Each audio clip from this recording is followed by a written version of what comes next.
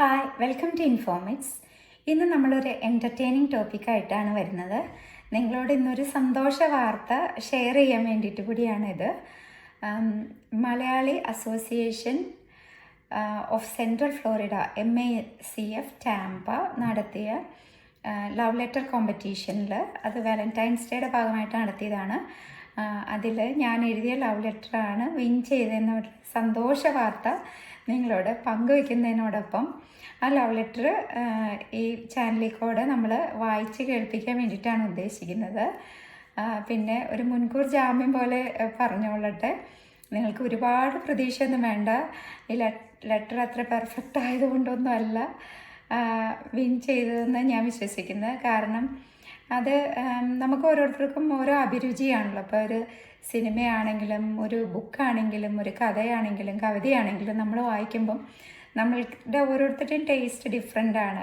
അപ്പോൾ അതുപോലെ ഇപ്പം ഇത് സെലക്ട് ചെയ്ത രീതി എങ്ങനെയാണെന്ന് വെച്ചിട്ടുണ്ടെങ്കിൽ, ഇത് വിന്നറിനെ സെലക്ട് ചെയ്തത് ഏഴ് ജഡ്ജസ് ഉണ്ടായിരുന്നു. അപ്പം നമുക്ക് ഈ വന്ന ലെറ്റേഴ്സ് എല്ലാം ഇവർ അനോണിമസ് ആയിട്ട് എഴുതിയ ആളുടെ പേരില്ലാതെയാണ് ഓരോ ജഡ്ജിൻ്റെ കയ്യിലും കൊടുക്കുന്നത്. എന്നിട്ട് ഇവർക്ക് കുറച്ച് ഫാക്ടേഴ്സ് നോക്കേണ്ടതുണ്ട്. Language, sweetness, romance, humour sense, originality, ഇങ്ങനെ ഉള്ള ഘടകങ്ങൾ നോക്കിയിട്ട് ഓരോ കത്തും വായിച്ചിട്ട് ഓരോരുത്തരും പോയിൻ്റ് ഇടും. അങ്ങനെ ഓരോരുത്തരും പോയിൻ്റ് ഇട്ടിട്ട് അങ്ങനെ 7 ജഡ്ജസും പോയിൻ്റ് ഇട്ട് കഴിഞ്ഞ് കഴിയുമ്പോൾ ആ പോയിൻറ്റ്സ് എല്ലാം കൂടി കൂട്ടി നോക്കിയിട്ട് ആരാണ് വിൻ ചെയ്തതെന്നുള്ളത് നോക്കുന്നത്. അപ്പം എന്തോ ഭാഗ്യത്തിന് വന്ന് വായിച്ചവരുടെ അഭിരുചിയും ഈ ലെറ്ററും തമ്മിൽ ഒരു ചേർന്ന് പോയത് കൊണ്ടായിരിക്കും എനിക്ക് കിട്ടിയത്, വിൻ ചെയ്യാൻ പറ്റിയത്. ബാക്കി അയച്ച എല്ലാവർക്കും അഭിനന്ദനങ്ങൾ. അപ്പം എല്ലാവർക്കും, സെക്കൻഡ് എഴുതിയവർക്കും പിന്നെ അയച്ച ഓരോരുത്തർക്കും അഭിനന്ദനങ്ങൾ. പിന്നെ എന്നാ പറയണേ, ഒരു കാര്യം കൂടി പറയട്ടെ. ഞാൻ ചിലരൊക്കെ ചോദിച്ചു, ലവ് ലെറ്റർ എന്നും സ്ഥിരം ലവ് ലെറ്റർ എഴുതുന്നതുകൊണ്ടാണോ ഇങ്ങനെ വിൻ ചെയ്യാൻ പറ്റിയെന്ന്. അപ്പോൾ അതുകൊണ്ട് മാത്രം പറയാണ്, അങ്ങനെ ലവ് ലെറ്റർ എഴുതാൻ പറ്റിയൊരു സാഹചര്യം എനിക്ക് കിട്ടിയിട്ടില്ല.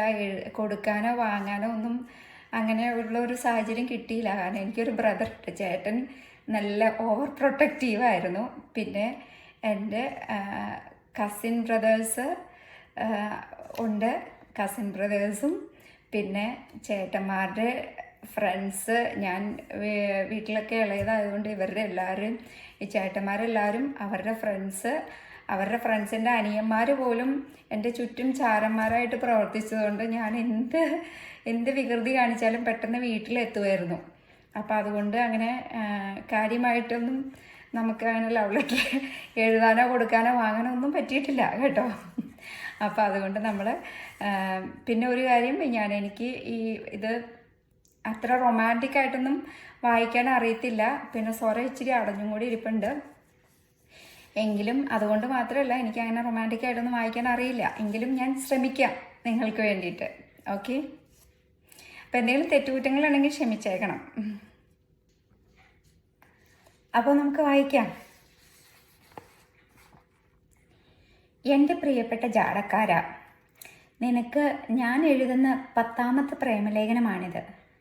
നിന്റെ ജെൽ തേച്ചു മിനുക്കിയ മുള്ളമ്പന്നിയുടെ പോലത്തെ മുടി കണ്ടിട്ടും എന്നെ കാണുമ്പോൾ മാത്രം വരുന്ന നിന്റെ ജാട നിറഞ്ഞ മുഖഭാവം കണ്ടിട്ടും ഇത് പലതവണ എഴുതിയിട്ടും കീറിക്കളഞ്ഞതല്ലാതെ നിനക്ക് തരാൻ എനിക്ക് തോന്നിയില്ല.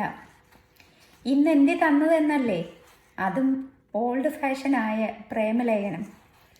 പ്രേമലേഖനത്തിന് എല്ലാ ഇലക്ട്രോണിക് സന്ദേശങ്ങളേക്കാൾ ഒരു പ്രത്യേക മധുരിമയുണ്ടല്ലോ, അതൊരു കാരണം. പിന്നെ ഞാൻ ട്യൂഷന് പോകുമ്പോൾ എന്നെ കാണാൻ വേണ്ടി മാത്രമാണ് നീ ആ വഴിയോരത്ത് കാത്തു നിൽക്കുന്നതെന്ന് എനിക്കറിയാം. സോഷ്യൽ മീഡിയയിൽ എൻ്റെ പ്രൊഫൈലിൽ നീ അടയാളപ്പെടുത്താതെ പോകുന്ന എല്ലാ രേഖകളും ഒരു ഭൂപടം പോലെ എനിക്ക് വരച്ചെടുക്കാൻ പറ്റാറുണ്ട്. എന്നാലും ഇതുകൊണ്ടൊന്നുമല്ല ഞാൻ വീണുപോയത്. അന്ന് ഒരു ദിവസം നിന്റെ അനിയത്തിക്കുട്ടിക്ക് പാട്ടിന് സമ്മാനം കിട്ടിയപ്പോൾ നീ അവളെ അഭിമാനത്തോടെ കെട്ടിപ്പിടിച്ച് ചേർത്ത് പിടിച്ചില്ലേ? മറ്റൊരു ദിവസം അവളോട് അപമര്യാദയായി പെരുമാറിയ ഗ്യാങ്ങിനോട് അവൾ ചങ്കൂറ്റത്തോടെ പ്രതികരിച്ചപ്പോൾ നീ അവളെ തോളിൽ തട്ടി അഭിനന്ദിച്ചില്ലേ? എന്നിട്ട് ഒരു ചീറ്റപ്പുലിയെ പോലെ അവരെ നീ പോയി ഒന്ന് കുടഞ്ഞില്ലേ? അന്ന് ഞാൻ ഓർത്തതാ നീ തന്നെയാണ് എൻ്റെ ചെക്കനെന്ന്. അന്ന് ഒരു വേള നീ എന്നെയും കൂടെ ഒന്ന് ചേർത്ത് വെച്ചെങ്കിലെന്ന് ഈയുള്ളവളും ഒന്ന് മോഹിച്ചു പോയി കേട്ടോ. പിന്നെ നിനക്ക് ഈ കത്ത് എഴുതണമെന്ന് ഞാൻ തീരുമാനിച്ച ദിവസം എന്നാണെന്നോ? കഴിഞ്ഞയാഴ്ച നിന്റെ അമ്മ ആശുപത്രിയിൽ അഡ്മിറ്റായപ്പോൾ നമ്മൾ തമ്മിൽ കണ്ടില്ലേ?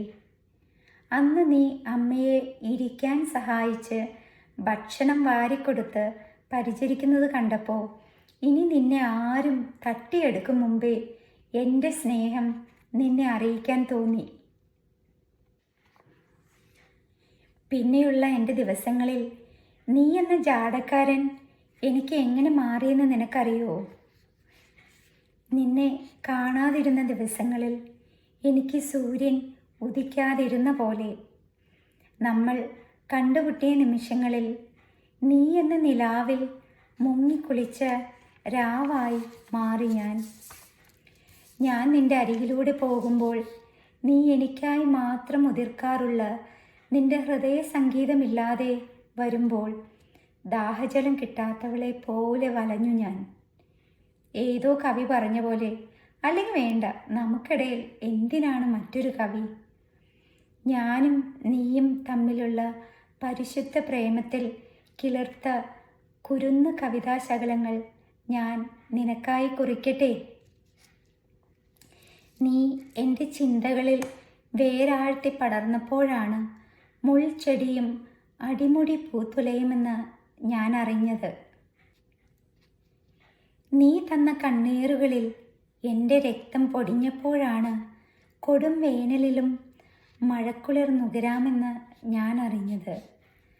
നീ മൊഴിഞ്ഞ പ്രണയശകലങ്ങളാലാണ് ഏത് പാഴ്മുളയും സ്നേഹം നിറഞ്ഞാൽ അനുരാഗഗീതങ്ങൾ ഉതിർക്കുമെന്ന് ഞാൻ അറിഞ്ഞത്. നാം പറന്ന സമയാകാശങ്ങളിൽ കണ്ടറിഞ്ഞ കാഴ്ചകളാലാണ് സ്വർഗം ഭൂമിയിൽ തന്നെയെന്ന് ഞാൻ അറിഞ്ഞത്. പ്രിയപ്പെട്ടവനെ, നീ എൻ്റേത് മാത്രമല്ലേ, ഞാൻ നിൻ്റേതും. ഹാപ്പി വാലന്റൈൻസ് ഡേ എന്ന്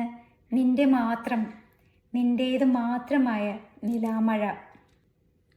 ഇത്രയൊക്കെ റൊമാൻറ്റിക്കായിട്ട് വായിക്കാൻ എനിക്കറിയത്തുള്ളൂ. അപ്പോൾ റൊമാൻസൊക്കെ കുറഞ്ഞു പോയി, ക്ഷമിച്ചേക്കുക. ഇനി നമുക്ക് അടുത്ത വീഡിയോയിൽ കാണാം. Have a nice day to all. അപ്പോൾ നിങ്ങൾ ഇതുവരെ സബ്സ്ക്രൈബ് ചെയ്തില്ലെങ്കിൽ സബ്സ്ക്രൈബ് ചെയ്യണം കേട്ടോ. Thank U.